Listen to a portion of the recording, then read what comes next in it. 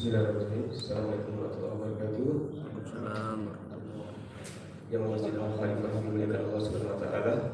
Insyaallah kita akan belajar lagi bersama guru kita, yaitu Guru Ustaz Dr. Haji Wajidi Sayyadi MAG. Beliau ini adalah dosen tafsir hadis di IAIN Pontianak. Insyaallah kita akan membahas kitab Mau'izatul Mukminin min Ihya Ulumuddin, yaitu bimbingan orang-orang mukmin yang dikutip dari kitab Ihya Ulumuddin karya Syekh Muhammad Jamaluddin Al-Qasimi. Insyaallah semoga kita semua bisa ikut ambil bagian untuk mengambil keberkahan majelis ilmu pada siang hari ini. Man kharaja talabal ilmi kana fi sabilillahi hatta yarji'a. Barang siapa yang pergi atau keluar untuk mencari ilmu, maka ia berada dalam fi sabilillah atau di jalan Allah sampai ia kembali. Hadis riwayat Bukhari. Semoga dengan keberkahan hadis ini Allah beri kepahaman kepada kita, dan semoga Allah kuatkan iman dan kekalkan hidayah dalam hati kita. Semoga Allah jaga kita beserta anak cucu keturunan kita menjadi anak yang soleh dan solehah, taat Allah dan Rasulnya, dan menjadi penerus perjuangan dakwah Rasulullah SAW. Dan semoga kita semua mendapatkan kebahagiaan di dunia dan akhirat. Amin ya rabbal alamin.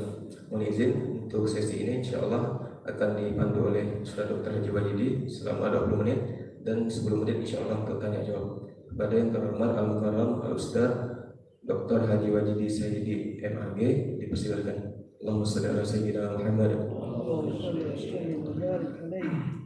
Bismillahirrahmanirrahim. Assalamualaikum warahmatullahi wabarakatuh. Alhamdulillahirabbil alamin wa bihi nasta'inu ala umuri dunya waddin. Asyhadu an la ilaha illallah wa asyhadu anna Muhammadar Rasulullah. Allahumma shalli wa sallim wa barik ala Rasulillah sayyidina Muhammad wa ala alihi wa sahbihi ajma'in. Rabbi shrah li sadri wa yassir li amri wahlul 'uqdatam min lisani yafqahu qawli. Subhanaka la ilma lana illa ma 'allamtana innaka antal 'alimul hakim. Jamaah Masjid Al-Khalifah, para ustaz, para ustazah, jamaah yang kami muliakan dan senantiasa dirahmati dan dilindungi Allah Subhanahu wa taala. Alhamdulillah, kita selalu senantiasa bersyukur, berterima kasih kehadirat Allah atas segala nikmatnya. Kita diberikan kesehatan, kekuatan, terutama hidayah dan taufik. Alhamdulillah kita sudah melaksanakan sholat zuhur secara berjamaah. Pada siang hari ini kita lanjutkan kajian kita. Kita masuk bab kitab Asrarut Thaharah. Jadi ini pembahasan tentang rahasia-rahasia Thaharah. Ya, Thaharah ini bahasa sehari-hari adalah kebersihan. Dan ini adalah kata kunci, ya, karena tidak ada ibadah yang kita persembahkan untuk bisa diterima dengan baik dan benar sampai di sisi Allah kecuali dibangun atas dasar Thaharah. Jadi inilah kata kunci. Orang bicara khusyuk salat, tapi kalau Thaharahnya tidak karu-karuan, tidak beres, ini maka selanjutnya akan bermasalah terus. Jadi ini persoalan yang sangat penting, ya.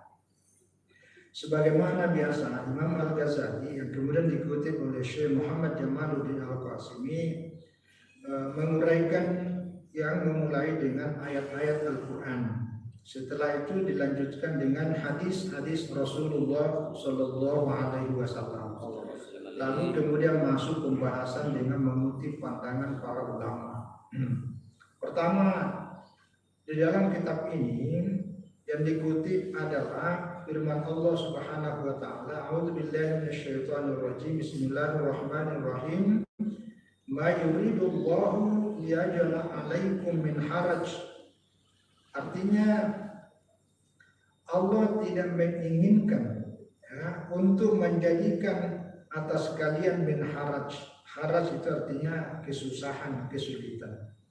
Walakin akan tetapi Allah menghendaki yuridu liyutahhirakum. Tapi Allah menginginkan untuk liyutahhirakum, yaitu membersihkan, mensucikan kalian.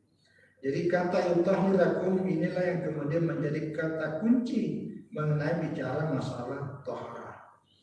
Nah, jadi ini ayat sebenarnya adalah penutup dari ayat yang panjang di surah Al-Maidah ayat 6.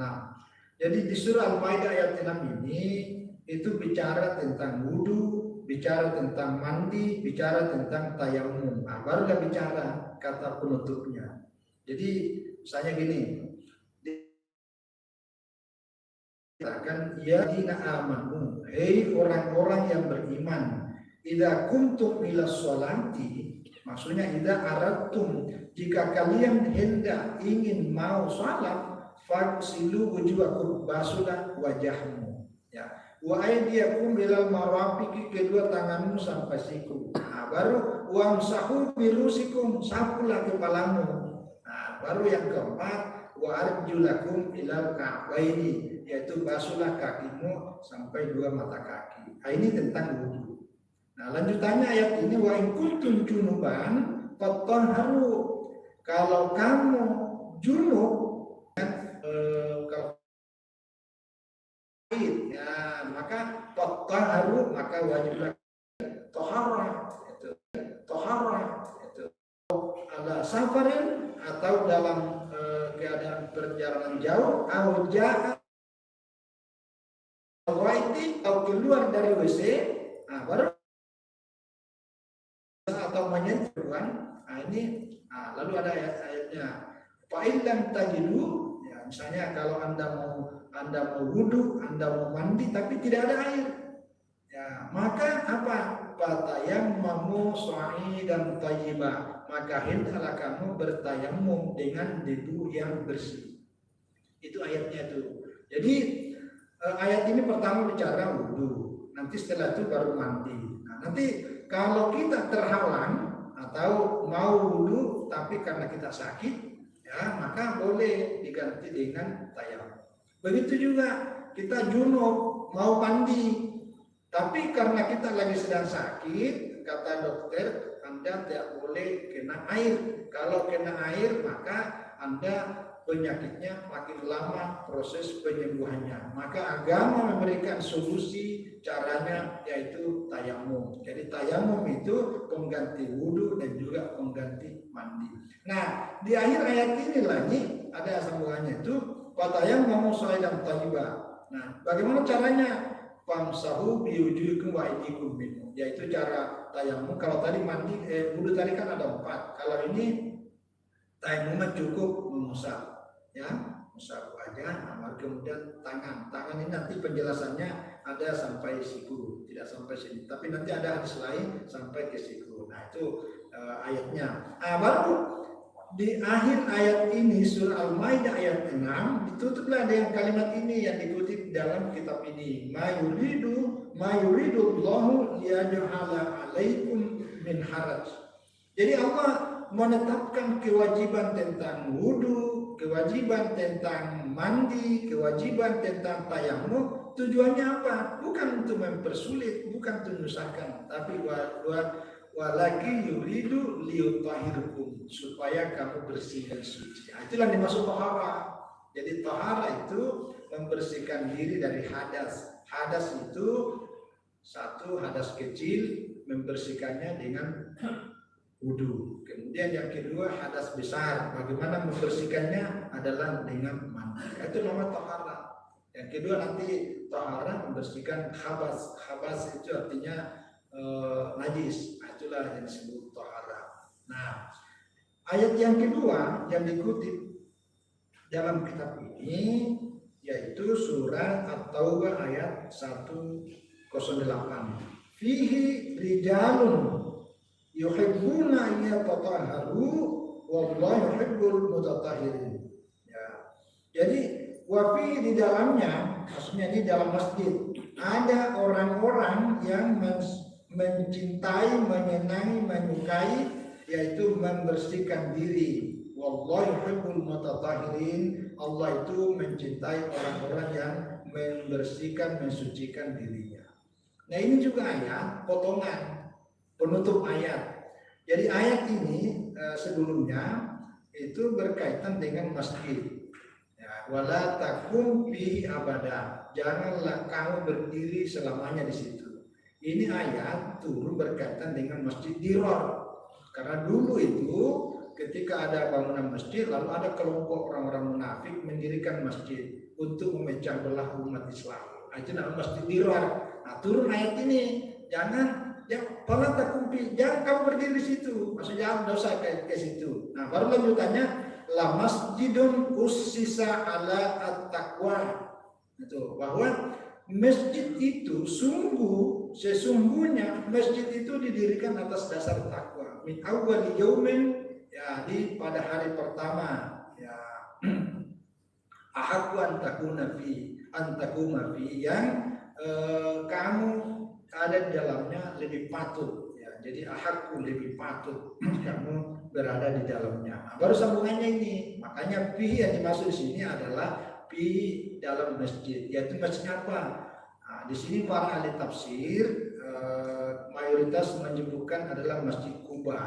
Nah, Masjid Quba itu sekitar 5 kilo sebelum masuk kota Madinah. Inilah masjid pertama kali ketika Rasulullah SAW hijrah dari Mekah datang ke Madinah. Sebelum sampai kota Madinah, beliau berada di Quba ini. Nah, disitulah bangun masjid. Nah, inilah ayatnya. Nah, jadi artinya ini berkaitan dengan tahara, yaitu membersihkan diri, ya, membersihkan diri. Nanti inilah 2 ayat yang dijadikan dalil oleh Imam Al-Ghazali bahwa bicara tentang tahara itu adalah perintah Al-Quran, itu adalah perintah Allah. Nah, yang kedua, Imam Al-Ghazali mengutip hadis Rasulullah SAW. Hadis ini dalam keterangannya di sini Yauluddin oleh Imam Al-Iraqi memberikan takhrij terhadap hadis-hadisnya bahwa hadis ini diriwayatkan oleh Imam Abu Dawud, diriwayatkan oleh Imam At-Tirmidzi, diriwayatkan oleh Imam Ibnu Majah yang bersumber dari Sayyidina Ali. Apa kata Rasulullah SAW? Miftahus sholati at-tuhuru. Kuncinya sholat adalah at-tuhuru, yaitu bersih suci. Nah, itu kuncinya. Jadi tahara ini jarang dibahas. Orang-orang bicara sholat. Nanti ini istirahat kita ya 27 saja kan banyak sholat. Tapi bicara tentang sholat khusyuk, sholat, tapi lupa bicara tentang tahara. Itu masalah. Karena ini miftahus sholat, kata kunci sholat, termasuk mohon maaf jamaah sekalian. Karena nanti kalau kita bicara tahara, ini kan bicara tentang wudu, bicara tentang mandi, bicara tentang menghilangkan najis, ya, baik nampak ataupun tidak nampak. Nah, salah satu yang harus diperhatikan itu benda-benda yang bisa menjadi penghalang terhadap air dalam menyentuh anggota wudu kita. Nah, jadi mohon maaf, yang namanya kuku ini diperhatikan. Dulu waktu kita di pondok pesantren di madrasah dinia itu setiap hari Sabtu, saya masih ingat itu, jadi kuku ini dipajang di meja ini, baru ada rotan. Jadi kalau ada hitam, kena campur. Nah, itu dulu ternyata manfaatnya luar biasa. Gitu. Ya, tapi kalau sekarang jangan coba-coba. Bisa dilapor sama Pak Polisi, ya, ini pelanggaran HAM. Nah, itulah bedanya dulu dengan hari ini. Padahal semenjak dengan pola cara pengajaran guru kita dulu itu kita menjadi disiplin, sangat hati-hati. Jadi kalau hari Jumat itu kan disunatkan potong kuku itu sangat penting itu. Jadi jangan terlalu panjang karena nanti jadi penghalang. Begitu juga hal-hal yang lainnya. Nah, inilah sekali lagi miftahus sholati at-tuhuru. Kuncinya sholat itu adalah berawal dari tahara. Ya, nanti tahara itulah tadi wudu. Nah, dalam hadis yang lain dari sini, tapi saya menyampaikan dari hadis yang lain. Jadi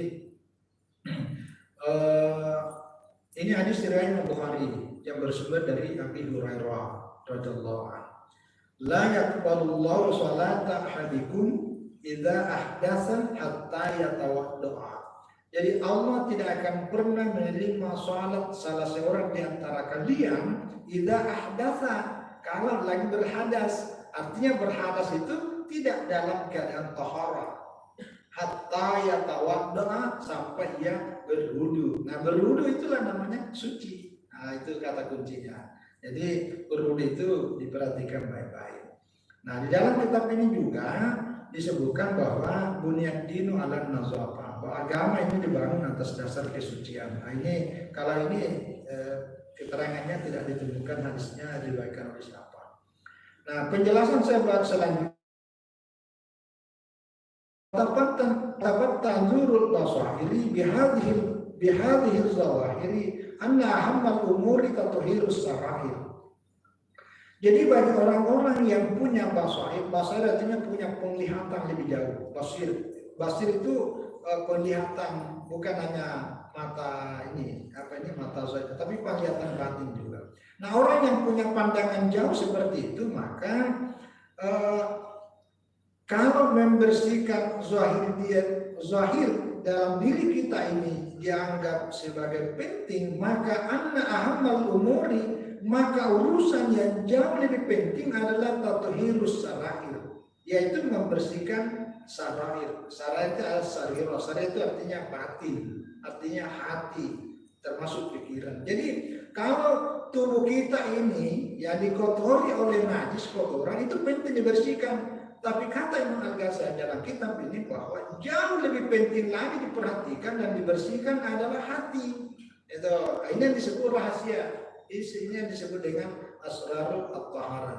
Kenapa? Karena itu yang ada yang yakuna muradu biqauli sallallahu alaihi wasallam at-tuhuru nisful iman. Ya, dalam riwayat yang lain yaitu at-tuhuru syatrul iman. Jadi karena kalau hanya sekedar membersihkan zahirnya, padahal itu jauh dari yang dimaksud oleh Nabi, karena Nabi Shallallahu Alaihi Wasallam mengatakan bahwa at-tuhuru syatrul iman. Ya, jadi at-tuhur membersihkan itu termasuk bersihkan hati ini, itu adalah separuh iman, ya, separuh iman. Jadi artinya kalau Anda mau lihat keimanan seseorang, lihatlah pada praktik kebersihannya, ya, terutama kepeduliannya terhadap taharah. Nah, imaratuz zahir bitanzifi bi idafatil ma'i wa ilqahi wa takhribul batin wa ilqahi masyhuran bil akhbas wal aqdar hayhata. Jadi kata beliau ini bahwa kalau kita sibuk semata-mata mengurusi tentang zahiriyah kita ini yang kelihatan tampak, dibersihkan dengan menggunakan air, sementara batin kita itu rusak, ya, batin kita rusak, dan masyhuran malah dihiasi dengan al-ahbas. Ahbas itu artinya kotoran, ya, sama dengan kedar, kotoran-kotoran, daki-daki. Jadi hayhata kata itu jauh sekali, ya, maksudnya jangan sampai kita hanya sibuk mengurusi tohara kebersihan lahiriah, sementara kebersihan hati, jiwa, pikiran itu kita abaikan. Itu agama tidak seperti itu. Nah, jadi oleh karena itu lanjutannya beliau mengatakan begini, wa toharatul laha arba'u maratib. Jadi di dalam agama tohara itu ada 4 martabatnya. Jadi ada 4 tingkatan. Hanya yang perlu nih. Dan ini satu-satu mudah-mudahan waktu yang memungkinkan. Pertama, al-martabatul ula tatuhiruz zahiri minal ahdasi, ya, wa anil akhbasi wal fudalat.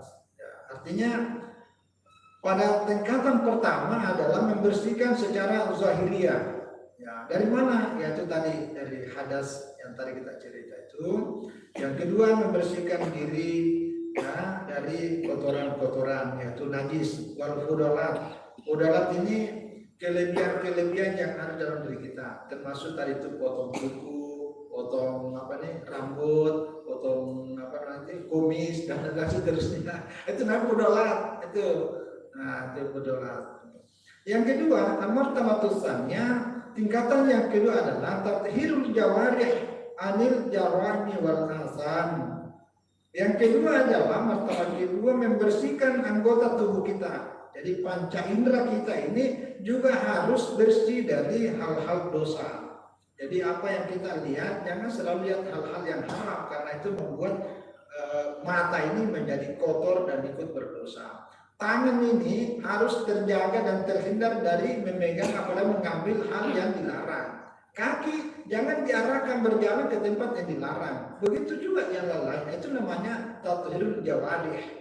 Jadi tidak hanya sekedar membersihkan tali lahiriah, tapi ini juga membersihkan al-jawari, ya, jadi anggota tubuh kita. Yang ketiga, Al-martabatus salisa, martabat yang ketiga adalah tathhirul qalbi anil akhlaq al-mazmumah waradai al-mamkunah al-mamkutah. Ya. Jadi yang ketiga adalah membersihkan hati. Ya, apa? Dari akhlak yang tercela dan sifat-sifat kerendahan yang terkutuk. Nah, jadi cara membersihkan hati itu salah satunya dengan menghilangkan kebiasaan-kebiasaan buruk. Karena akhlak itu prinsipnya adalah jendelanya hati. Jadi kalau mau mengukur hati seseorang, dia adalah akhlaknya. Makanya para ulama ketika ditanya apa yang dimaksud dengan akhlak menurut Islam, jawabannya adalah hayatun nafs.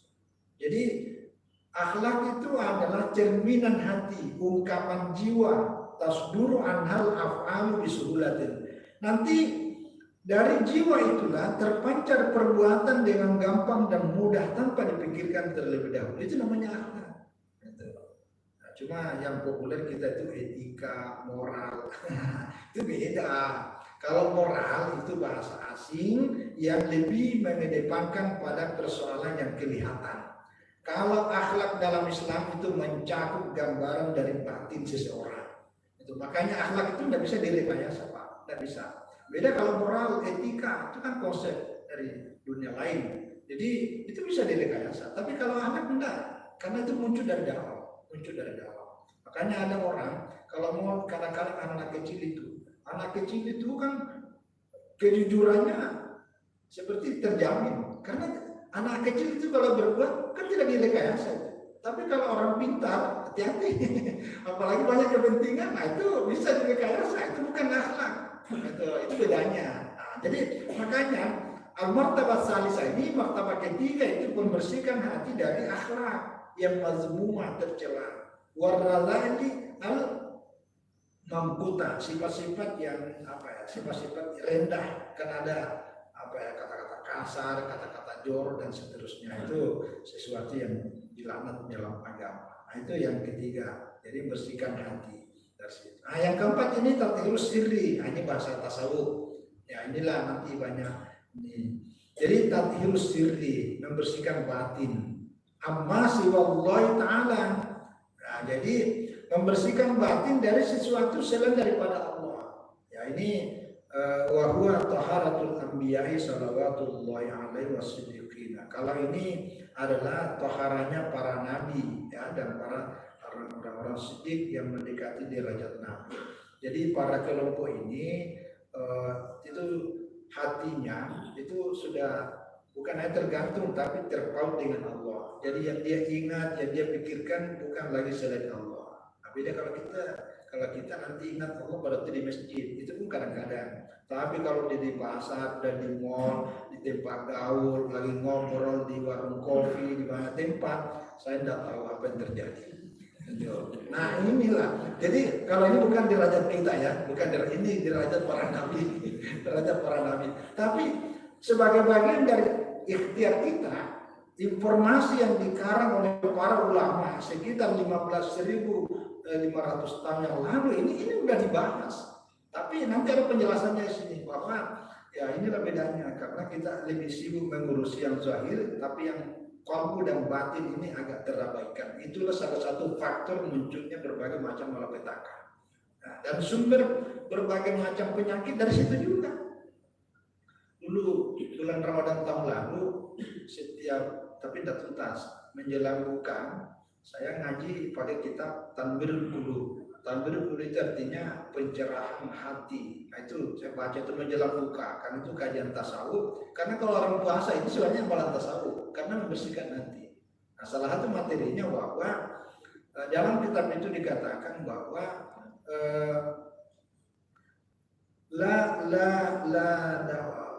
dawa wala syarra. Tidak ada satu penyakit dan kejahatan ya yang ada di dunia ini illa sababu, kecuali sebabnya adalah az-dzunubu wal ma'asi.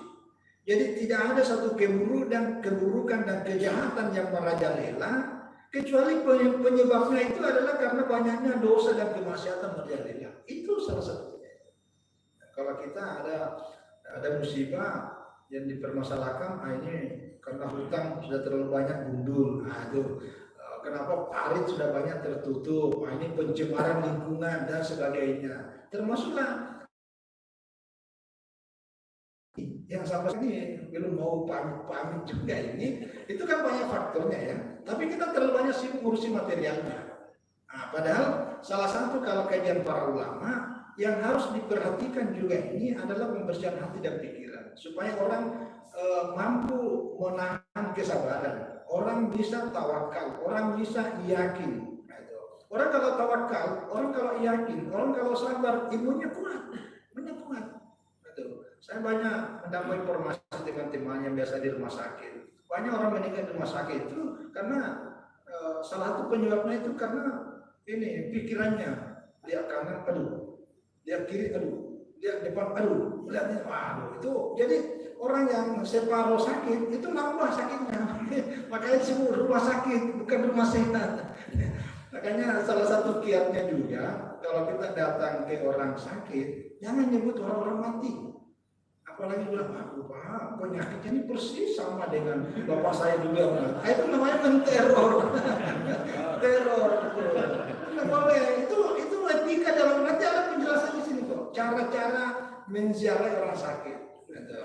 Disebutkan aja, aduh, saya juga dulu sakitnya sama dengan ini, sekarang saya sudah sehat kok. Nah, artinya beri motivasi supaya dia ini. Yang kedua tadi peringatkan bahwa Qul la yusibana illa ma kataballahu lana. Tidak ada yang terjadi pada diri kita kecuali Allah menentukan. Allah itu sumber segala keselamatan, maka kita harus dekat dengan Allah. Allah itu adalah sumber segala rezeki, maka kalau Anda mau punya rezeki, dekatlah dengan Allah. Nah, itu bahasa-bahasa motivasi. Gitu.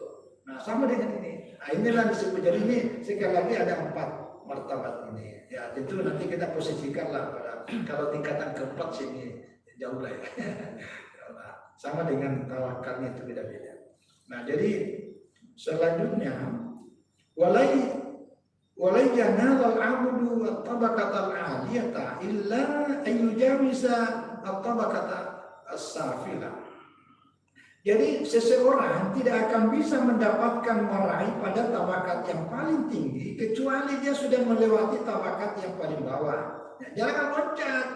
Itu. Jadi sebelum kebersihan zahiriahnya ini tidak diurusi, tiba-tiba mau loncat yang keempat, itu tidak mungkin. Nah, sama hati-hati ini kalau orang mau belajar tasawuf, masuk tarikat, tapi urusan syariatnya tidak karu-karuan. Belajar dulu tohara, belajar dulu salat, belajar dulu salat sunat. Nanti setelah itu baru tahapan-tahapan selanjutnya, belajarlah tentang hakikat, belajar tentang, jangan langsung hakikat ma'rifat.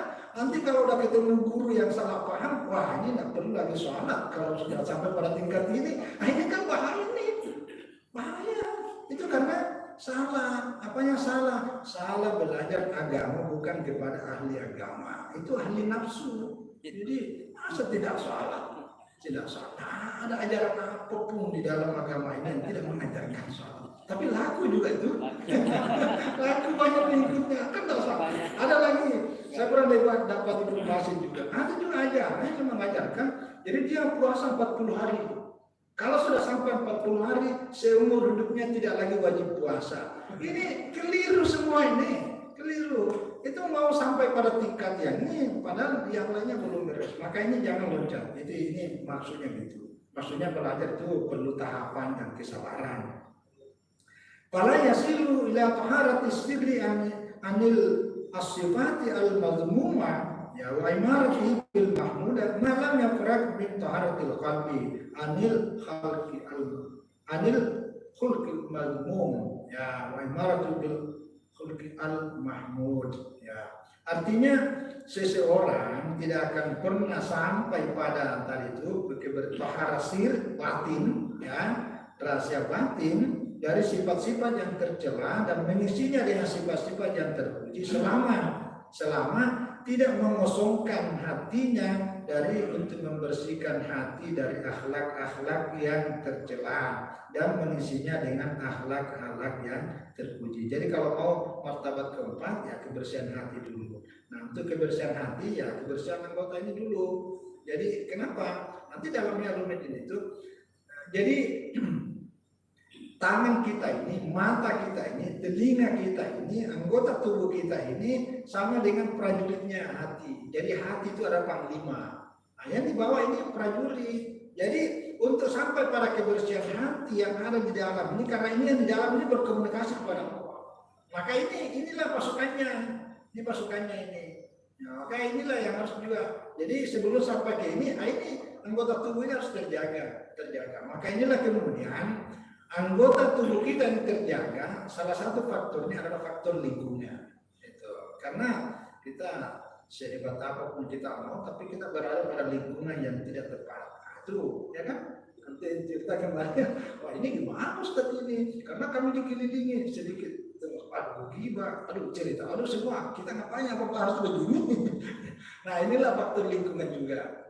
Maka dulu salah satu tradisi dan kebiasaan para ulama, terutama ulama tasawuf, itu ada nama halwah. Jadi bikin satu tempat halwah. Jadi halwah. Tetapi halwah itu dalam perspektif tasawuf tidak boleh kita pergi menyendiri lalu dalam hati terbetik bahwa saya mau lebih bersih daripada orang lain. Jangan, karena itu masuk wujud. Artinya kita merasa diri lebih bersih daripada orang lain itu sudah wujud, sedikit lagi dari takabur. Itu tidak boleh, sangat dilarang. Gitu. Maka jangan pernah menghakimi ibadah orang lain lalu Anda mencap sebagai orang yang paling bagus ibadahnya, jangan. Karena itu dikit jadinya kita ujub. Ujub itu mengagumi diri sendiri, satu langkah naik pada tingkat takabur, dan itu dosa yang merusak hati. Jadi kita biasa aja, jalankan sesuai kapasitas kita. Itu yang dimaksud, ya. Jadi intinya memposisikan diri lah, tetapi tetap ada acuan, karena itu namanya syariah. Wala yasila ila dzalika man lam yafrah min taharatil jawari. Anil alil al-manhi wa imaratu al-ta'at. Ya, begitu juga selanjutnya. Jadi hati ini juga tidak bisa bersih, tidak akan bisa sampai kepada taharah itu selama kita belum membersihkan, yang mengosongkan hati, kebersihan anggota tubuh kita ini dari hal-hal yang dilarang. Ya sama tadi saya cerita, apa yang dilarang oleh mata, dilarang oleh tangan, kaki dan seterusnya. Dan wa imaratu al-ta'at, dan mengisinya dengan kebaikan, ketaatan. Jadi mata melihat hal-hal yang baik, telinga mendengar ya sesuatu yang baik, begitu juga kaki dipakai langkah menuju ibadah, tangan dan seterusnya. Ya. Kullama azalnatul wa syarakum sa'ya masbaqah. Kata di sini bahwa semua ini yang dituntut diperintahkan adalah syaraf artinya kemuliaan, dan semua kemuliaan itu pasti untuk melangkah menuju pencapaiannya pasti mendapatkan saja artinya kesulitan, kesukaran. Wa kasurat ukubatu, dan pasti akan banyak rentangan tantangannya. Jadi sesuatu kemuliaan, keutamaan itu tidak akan pernah berjalan dengan mulus, selalu banyak tantangannya. Jadi memang untuk mendapatkan kebaikan tidak, kalau bahasa kita itu tidak semudah membalikan telapak tangan, itu bahasanya. Jadi memerlukan keinginan kuat sekaligus bersiap menerima tantangan dan risiko. Itu maksudnya, ya. Ya, pala tazunnu anna hadzal amra yudraku bil mutamanni. Ya, jangan sampai Anda menduga bahwa yang tingkatan-tingkatan kemuliaan seperti ini itu dicapai dengan hanya berangan-angan, berilusinasi, itu tidak mungkin. Nah, man amiyat basiratuhu an tafawuti hadhihi tabaqat, ya, lam. Nah, betul, bagi orang yang buta penglihatannya terhadap keempat dari tingkatan ini, ya, tidak mau peduli tentang tohara 4 macam tingkatannya ini, maka dia tidak akan lam yafhamin marad, ya. Jadi tidak akan pernah mengerti dan tidak mau tahu tentang tingkatan tohara illa adratu al-akhirah, kecuali hanya tingkatan yang paling bawah, yaitu sibuk dengan urusan zahir. Allati hiya kal-kashra, ya, sama dengan orang yang tingkatan awal itu adalah dianggap sebagai kulit yang paling luar, ya, hanya sibuk mengurusi kebersihan dengan menggunakan air, ya menggunakan air. Dan wastaimu jami'a awqati, akhirnya hampir seluruh waktu kita habis mengurusi satu istinja, ya, mencuci najis, bagus dia sama, kemudian membersihkan al-zahir, kemudian ya tadi itu menggunakan air yang sifatnya mengalir. Hanya sibuk dengan itu, ya, menduganya bahwa inilah dan mulia, padahal tidak seperti itu. Anna taharat al-matluba syarifah, bahwa tahara yang dituntut yang sangat mulia di dalam Islam bihadi papan, kalau cuma ini saja, dan kebodohan tentang tidak mau tahu bagaimana orang-orang terdahulu itu yang hampir seluruh waktunya digunakan untuk apa? Yang dianggap penting dan pikirkan adalah tathhirul qalbi, yaitu membersihkan hati, ya. Dan mereka para ulama terdahulu lebih cenderung memudahkan dalam urusan zahir, tapi yang sangat dikedepankan itu adalah tentang kebersihan hati. Temulah ini contoh terakhir. Anna Umar radhiyallahu anhu. Ya. Jadi di sini diceritakan tentang bagaimana Umar ibnu Khattab yang sangat dikenal dengan ketinggian martabatnya, sangat kalau dalam masalah ibadah dan hubungan kepada Allah itu luar biasanya Umar bin Khattab, sangat teliti. Tetapi apa yang terjadi? Tawadda'a min ma'i jaratan nasraniyah. Tapi beliau itu ya pernah mengambil air wudu dari kendi itu miliknya orang Nasrani. Jadi persoalan itu kan tohara ya. Tapi Umar bin Khattab itu dalam hal persoalan ini yang sangat dikedepankan itu tadi itu bersihkan hati. Jadi kalau misalnya menggunakan tohara dari orang yang bukan seagama, kan ada pandangan itu. Kalau orang yang tidak seagama tidak boleh alat-alatnya dipakai. Itu tidak seperti itu, Karena itu tadi itu lebih kepada sifatnya lahiriah. Nah, bahkan walakan kami yusalluna ala ardil masjid wa kanu yaqtasiluna ala hijarati bil istijai. Jadi dulu pada zaman Nabi itu orang salat di masjid itu jangan pernah berpikir zaman Nabi itu sholat pakai macam ini. Ini kan apa bahasa Indonesia? Karpet. Karpet. Nah, apalagi kita ini sajadah mahal-mahal. Orang dulu itu pasir. Jadi kalau orang berpikir tentang kebersihan seperti yang ada hari ini sangat luar biasa tentang itunya. Karena orang dulu itu sujud di atas tanah langsung. Ya, kalau lihat video-video risalah, yaitu video apa itu? Penyembahan dakwah agama di padang pasir, mana ada itu di padang pasir masuk waktu sholat, Allahu Akbar sholat, karena bumi ini adalah masjid itu. Nah, sama dengan ini kalau kita di Timur Tengah itu di Mekah, Madinah atau di Mesir itu sopir-sopir itu di masjid di atasnya itu ada sejarah kecil itu. Begitu masuk waktu berhenti mobil, kalau ada sembah itu sana di pinggir jalan itu, tapi kan sana bersih. Ya, cuma kalau kita di sini wallahu a'lam. Itu karena kebersihan jangkar. Artinya apa? Maksudnya ini diceritakan bahwa dulu orang sujud di atas tanah itu bahwa ketika persoalan kebersihan zahiriyah itu tidak terlalu ketat. Jadi para sahabat ya itu sangat lebih ketat, termasuk Umar bin Khattab lebih ketat, dan itu adalah pembersihan qalbu. Nah, itu ceritanya yang dimaksudkan di sini. Nah, panzur.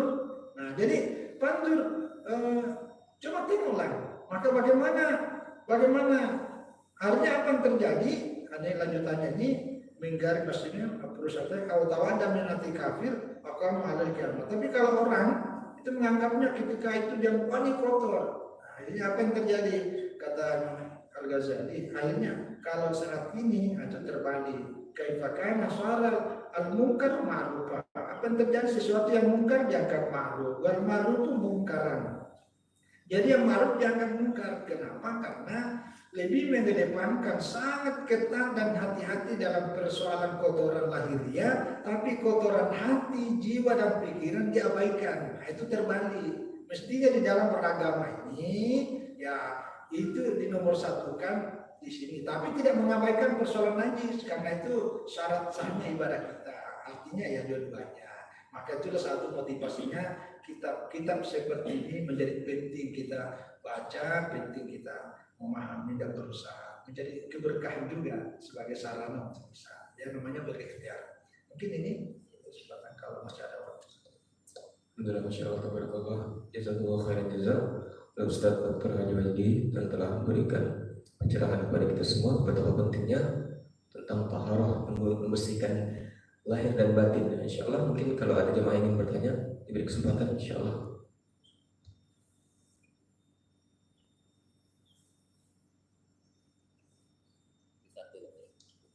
Satu pertanyaan. Tentang pembahasan taharah ini memang sangat penting Ustaz. Jadi kalau kebersihan 4 tingkatan itu, kebersihan batin, hati itu juga termasuk di dalam taharah juga Ustaz. Maksudnya wajib hukumnya aja. Iya, jadi kalau pembahasan yang kita maklum ya, karena ini kan perspektif tasawuf. Seperti yang kita jelaskan pada beberapa waktu yang lalu, kalau di sini khusyuk salat, ya khusyuk dalam salat, kalau Imam Al-Ghazali itu menjadikan rukun salat. Tapi kalau ulama fikih itu sunat muakkad. Nah, sebab itu cara pandangnya. Jadi kalau bagi seperti begitu hukumnya wajib. Karena itulah yang menjadi penghalang hubungan kita, diri kita dengan Allah itu penghalangnya itu kan itu hati yang kotor. Karena itu ilaman ataullah biqalbin salim. Jadi yang bisa datang kepada Allah itu adalah dengan hati yang salim. Nah, hati yang salim adalah hati yang bebas dari noda. Itu. Nah, jadi ketika hati ini terlalu banyak penutupnya, menjadi penghalang antara kita dengan Allah, itu kan dosa ya. Maka itulah yang dihukumkan wajib dibersihkan. Wajib. Jadi kalau wajib membersihkan najis dari anggota tubuh kita, wajib najis dibersihkan dari pakaian kita, wajib najis dibersihkan dari tempat di mana kita sholat, maka tentu lebih wajib lagi menghilangkan kotoran yang melengket dalam hati, karena itu menjadi penghalang antara diri kita dengan Allah. Itu dalam perspektif tasawuf. Maka itulah sebabnya kalau baca apa hukumnya istighfar, sama wasari'u ila maghfiratin min rabbikum, bersegeralah kamu memohon ampun kepada Allah, karena salah satu di antara rahmat ya di dalam Islam adalah begitu kita istighfar, ya tadi dosa-dosa yang menjadi penghalang antara diri kita dengan Allah itu bisa hancur, lebur. Bacaan astagfirullah, astagfirullah. Baik ketika selesai sholat di tempat-tempat lain itu, tapi itu perlu pembiasaan. Nah, begitu juga wudhu itu tetesan air ini ya, ini kan lahiriahnya air, tapi batinnya tetesan air ini akan keluar. Itu seandainya kita lihat itu semua kotoran keluar, itu dosa itu keluar. Makanya itu orang yang sering ambil air wudhu itu luar biasa. Makanya salah satu ajaran disampaikan oleh guru-guru kita bahwa kalau Anda mau berwudu, kan wudu itu dosa saja dihapus, apalagi penyakit. Maka air wudu itu adalah obat. Itu penting. Nah, jadi jangan kalau sakit tidak mau berwudu, nah itu tambah penyakitnya. Iya, iya betul. Jadi salah satu motivasi kepada orang. Tapi hati-hati juga nanti salah. Kata dokter jangan kena air ya. Gitu. Ini kata Pak Ustadz Wajidi berwudu, penyakitnya malah makin kambuh. Nah, itu karena tidak yakin. Ya, kenapa? Kan sebelum berwudu sudah ada keraguan. Ini benar enggak ya? Itu sudah ragu, pasti enggak jadi. Pasti enggak jadi. Karena ilmu apapun kalau sudah ada keraguan sedikit pasti enggak jadi. Ya, saya pernah ceritakan bagaimana ulama dulu ketika mau pergi mengajar ngaji melewati sungai darah sampan. Tapi karena yakin, Allah pasti nolong saya itu sampai ke luar. Itu dengan memejamkan mata minta kepada Allah, sampaikan aku ya Allah sampai keluar. Dengan memejamkan mata, bismillah, udah sampai. Kenapa? Yakin. Coba begitu ya, ini benar enggak ya? Pasti coba tenggelam. Jadi kata kunci dalam hidup adalah keyakinan. Itu kata kuncinya. Seberat apapun masalah yang kita hadapi, baik persoalan agama, persoalan ekonomi, persoalan sosial, persoalan apapun, ya kata kunci adalah yakin. Tapi yakin, ya juga harus realistis, ya. Jangan mengandalkan keyakinan tapi tidak realistis. Yakin mau beli mobil 3, tapi tidak ada. Ini kan tak mungkin. Jadi harus realistis juga. Kalau kemampuan sampai sepeda motor, sudah motor, gitu kan. Ya, baik mungkin saya kira itu ya. Jadi disesuaikan lah ya, sesuaikan. Jadi memang inilah kehebatan para ulama. Jadi pencucian diri ini berawal dari pencucian zahir, yang kedua pencucian anggota ini, anggota apa bahasa ini, panca indera, alam masuk ke dalam hati ini, lebih ke dalam lagi, yaitu sir. Tapi itu tadi, itu sir itulah yang kontak dengan Allah itu tidak akan terus. Makanya Nabi itu kalau tidur wudhunya tidak batal, tidak batal. Kenapa tidak batal wudhunya Nabi kalau tidur? Karena hatinya dengan Allah itu tidak pernah putus. Kalau kita batal, Pak. Hati-hati itu kalau salat Jumat. Kalau salat Jumat tidur, hatinya lagi asik tuh. Kalau tidur begini hati-hati, itu bisa batal. Nah, yang penting yang tidak batal itu kalau tertidur tapi pantatnya masih melekat di atas lantai, itu tidak batal. Tapi kalau pantatnya terangkat naik, nah itu sebelum pamat harus ambil dulu karena batal. Kalau Rasulullah tidak batal wudhunya, ya kenapa? Karena hatinya tidak putus dengan Allah. Ini namanya khusus. Ini namanya perbuatan khusus untuk Nabi, tidak boleh dicontoh. Jadi ada banyak perbuatan untuk Nabi, tapi bukan untuk kita. Nabi itu nikah, istrinya 13. Kalau kita jangan, tak boleh. Nah, mentang-mentang ini sunnah Nabi, bukan sunnah Nabi. Sunnah Nabi bukan itu, ya dibatasi. Di saya 3. nggak bisa lagi. Nggak bisa. Nabi itu kalau nikah, Pak, boleh tidak pakai mahar. Boleh. Perempuan dinikah itu tidak ada walinya, sah. Itu khusus untuk Nabi. Kalau kita tidak sah, nggak sah. Harus ada wali, harus ada mahar. Itu bedanya. Jadi hati-hati memahami sunnah. Kalau nggak bisa membedakan mana sunnah mana, nanti semua ini dilakukan Nabi sunnah, itu bahaya tuh. Harus ada penjelasannya, klasifikasinya. Baik kan? Pak, boleh nanya nggak satu? Iya. Tapi menyimpang dari ini. Oh, enggak apa-apa. Kita Ini Pak, bincang. ini kan mungkin ada paham-paham yang berbeda. Biasalah kalau yang namanya ibadah, paham berbeda. Saya memakai paham yang saya yakini bahwa setiap perbuatan itu tergantung niat. Nah, sekarang Pak, masalah sholat ini. Sholat ini kadang-kadang kita sholat sendirian itu kan niatnya sholat untuk sendiri. Tapi di dalam perjalanan itu, sholat itu ada teman boleh kita di belakang supaya mereka itu bermakmum pada kita. Berdasarkan dasar hukumnya tadi itu, bahwa perbuatan ilmu niat, menurut saya, ini saya Pak ya, saya tidak pakai ilmu itu. Saya kalau berjemaah pasti yang imam itu niatnya jadi imam, baru saya mau berjemaah, mau jadi makmum belakangnya. Kalau dia tidak niat awalnya tidak pakai makmum, saya tidak mau. Karena perbuatan itu tergantung niat. Ini kebanyakan dipakai coret-coret itu di belakang. Nah ini menurut pendapat Bapak, mana yang benar nih? Gitu. Apa kedua-duanya benar? Tinggal kita pilih. Karena kan ada hadisnya tuh, ya kan? Apakah memang salah satu ada hadis palsu, ada yang kuat nggak? Gitu. Ya. Makasih Pak. Ya. Jadi beribadah itu ada 3. Pertama niat, itu pasti. Yang kedua aturan. Ya, niatnya oke, pasti, tapi menyalahi aturan ya niat itu batal juga. Jadi harus ada caranya. Yang ketiga ikhlas. Itu ada 3, itu satu paket ya. Ya kita niatnya ada ini caranya, tapi tidak ikhlas, itu bermasalah juga. Jadi ada 3. Nah, berkaitan dengan persoalan sholat berjamaah. Jadi sebenarnya kalau imam itu ya tadi itu udah betul. Jadi kita udah berniat, tidak ada niat berjamaah. Tapi kalau ada orang mau ikut, tidak masalah. Nah, tidak masalah. Jadi kita mendapatkan pahala. Imam makmum pun juga, jangankan beda. Ini kan kita sholat sunat. Yang datang itu kan sholat wajib. Itu beda tuh, beda. Tapi tidak apa-apa, boleh dapat pahala, Sama dengan masbuk. Ini yang kurang saya lihat putihannya ini masih belum dibiasakan. Contoh kita kan masbuk nih. Jadi sholat zuhur kan cuma dapat 2 rakaat. Nah di samping kita juga ada 2 rakaat. Ketinggalan masbuk juga. Jadi sama-sama masbuk. Mestinya kalau yang paham lihat tuh, wah ini sama-sama. Anda mundur, kan 2 orang kita gini-gini kan. Nah ini masbuk. Nah, ini yang satunya mundur ini. Jadi Anda mundur, nanti yang dipahami itu jadi imam. Jadi sholat berjamaahnya double.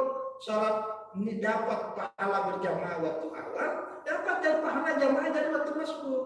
Saya ada di sini 10 orang masbuk, 10 orang salah sendiri.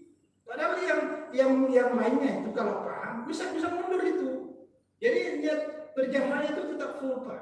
Itu boleh, nggak apa-apa. Nggak apa-apa. Jadi tidak selamanya niat itu juga harus sesuai. Tidak selamanya. Saya beri contoh ya, tapi ini jarang terjadi. Mungkin kalau terjadi, mungkin orang berkelahi atau macam-macam lah. Sholat Jumat, niatnya itu sholat Jumat. Tapi karena Jumat, Anda datang pada waktu tahiyat, kan selesai rakaatnya tuh. Dua. Gimana masuknya? Apakah kita masuk 2 rakaat? Enggak, masuknya itu 4 rakaat. Itu yang dimaksud dengan niatnya sholat Jumat tapi praktiknya sholat duhur. Itu bukan dalam kita pikir. Coba perhatikan ini, ditertawakan orang. Wah, ini aliran baru kali ini. Tapi kalau orang ngerti, mampu. Oh ini memang itu pikirnya. Jadi niatnya sholat Jumat tapi praktiknya sholat duhur. Gitu. Ya, jadi memang inilah agama. Jadi tidak hitam putih selalu ada jalan keluar. Fleksibel Ya, fleksibel. Gitu. Jadi saya kira itu Pak ya. Ya, wallahu a'lam bishawab. Ya. Nah, Gimana Pak Isin? Tidak kayak kalau saya sih ini saya Terus Pak lagi Pak. Assalamualaikum Waalaikumsalam warahmatullahi wabarakatuh.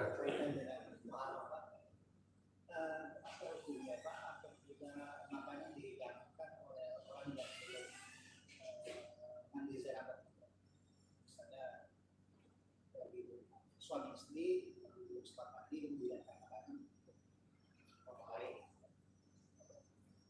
Yang kedua, sering saya dengar ibu-ibu yang sedang haid itu katanya tidak boleh ramas, itu apa benar Pak ya?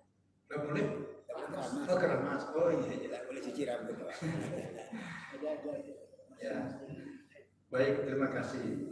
Jadi pertama ada beberapa hal yang dimakruhkan ya bagi orang yang sedang junub. Salah satu diantaranya itu kita lagi belum mandi, itu makruh hukumnya kita makan atau minum. Nah, tapi sama.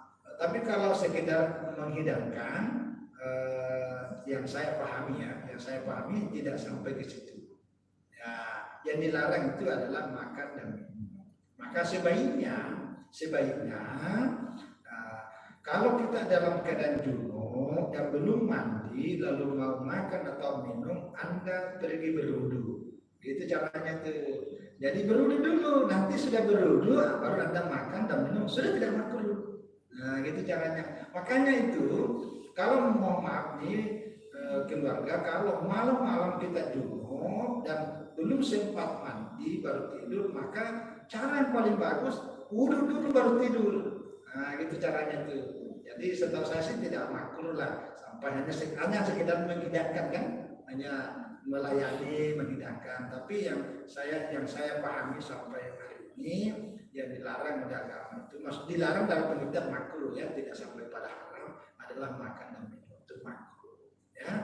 Lalu yang kedua, keramas. Ini sebenarnya lebih kepada ihtiyat, ya ihtiyat. Jadi orang-orang terdahulu, ulama terdahulu termasuk dalam konteks seperti ini. Kan ada hadisnya bahwa setiap helai rambut itu adalah junub. Fi kulli sya'ratin junub. Setiap helai rambut itu adalah junub. Maka jangan sampai ada rambut dalam diri kita yang ketika mandi tidak tersentuh oleh air. Nah, maka itu hati-hati betul. Maka hati-hati yang rambut panjang rambutnya yang itu kiribo-kiribo gitu. Kalau mandi tuh digigil masih nih. Tapi bapak bagus karena rambut kan gak banyak jadi kena, itu aman. Tapi kalau panjang kiribo lagi kan itu harus tersentuh aja itu kalau mandi junub. Termasuk jenggot. Maaf ya jenggot panjang, kan ada jenggot panjang itu harus diginikan ini.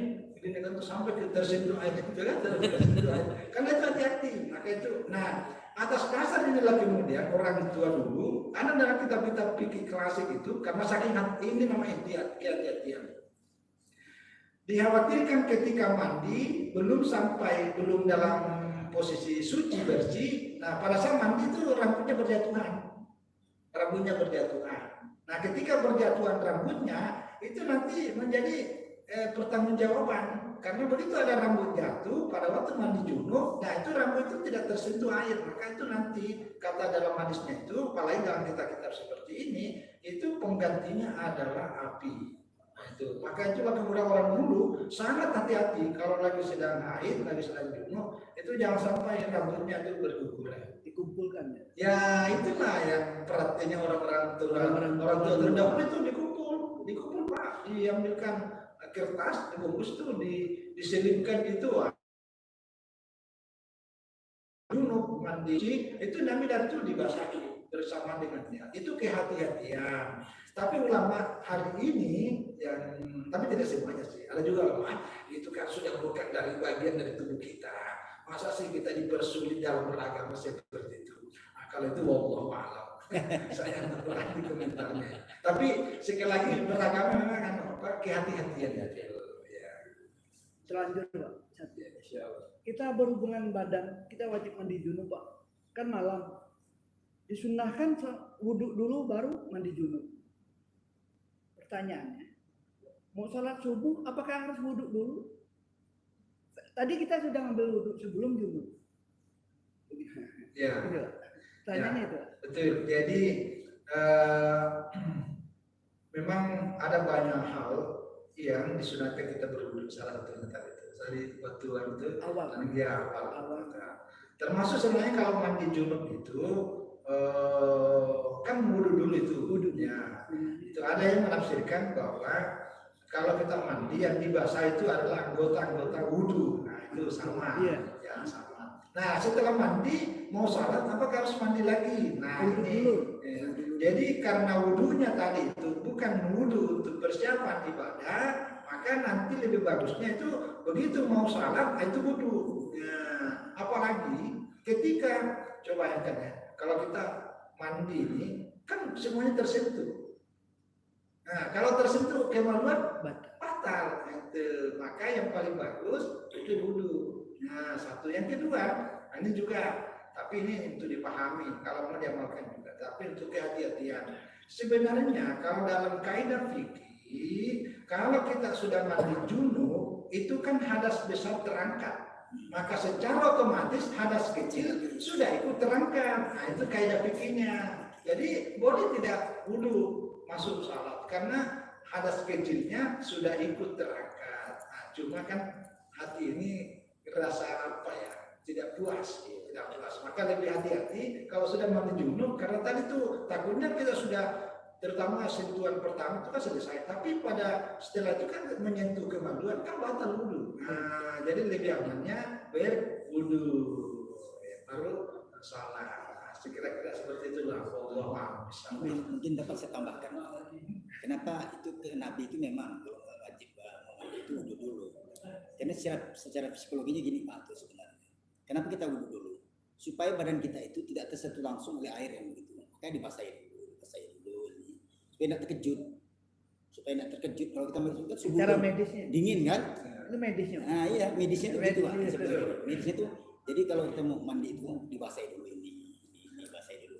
Supaya waktu kita mau mandi itu Pak, tidak terkejut ya, dia ada terbiasa. Jadi psikologis. Iya, darah. Jadi ini yang diamalkan oleh Nabi dan boleh Bapak sekarang percaya karena saya seperti itu kan saya. Kalau saya itu harus wudhu dulu. Kalau tidak wudhu kalau langsung mandi memang bergegar Pak. Iya. Sejuk barang itu. Apalagi langsung dari Ya tubuh berpengaruh ke sanatnya. Jadi ada satu kitab namanya Asrarus Sunnah. Jadi rahasia-rahasia sunnah Nabi. Tidak ada praktek Rasulullah Shallallahu Alaihi Wasallam yang kosong dan bebas dari hikmah. Termasuk dalam cara memanfaatnya. Satu buku ada seorang dokter menulis sebuah buku berjudul Mukjizat Wudhu. Nah, itu kaitannya dengan persendian. Persendian dalam tubuh kita ini persendiannya hampir sama dengan jumlah hari dalam setahun.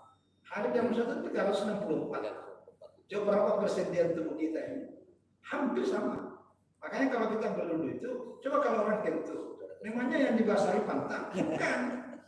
Untuk membersihkan dari kentut itu kita berwudhu, karena berwudhu itu sudah membasahi sel-sel yang ada di persendian tulang ini. Mau coba bayangkan, ini wajah ini berapa sel-sel? Ini tangan ini sudah berapa ini? Ini berapa ini? Sampai siku ini semua pergerakan ini itu tersentuh air. Itu luar biasa Pak. Itu namanya mukjizat wudhu. Nah, itu rahasia sunnah. Tapi kalau ini panjang ceritanya. Tapi itulah hebatnya kalau kita beragama ya, karena agama ini sendiri membuat solusi, menambah keyakinan terhadap kebenaran agama. Saya kira itu. Allah Alhamdulillah, menarik sekali pembahasan kita hari ini. Insyaallah semoga dengan keberkahan di sini Allah beri kefahaman kepada kita, Allah beri keberkahan. Insyaallah kita semakin taat kepada Allah dan kita bisa mengajarkan kepada keluarga kita masing-masing. Insyaallah kita semua mendapatkan keberkahan dunia dan akhirat. Amin. Mungkin bisa ditutup dengan doa. Di sini Ustaz.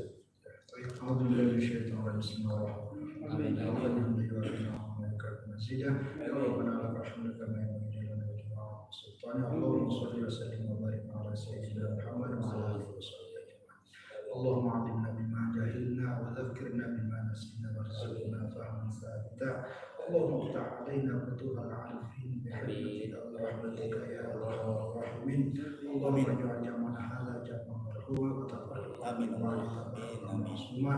ربنا اغفر لنا ولوالدينا وارحمنا كما ربنا صغارا. ربنا اتنا في الدنيا حسنه وفي الاخره حسنه وقنا عذاب النار. اللهم انا نعوذ بك من علم لا ينفع ومن قلب لا يخشى ومن نفس لا تشفع ومن دعاء لا يستجاب. ربنا تقبل انك انت السميع العليم وتب علينا انك انت التواب الرحيم. وصلى الله على سيدنا محمد وعلى اله وصحبه وبارك وسلم. سبحان ربك رب العزه عما يصفون وسلام على المرسلين والحمد لله رب العالمين. اللهم صل على سيدنا محمد.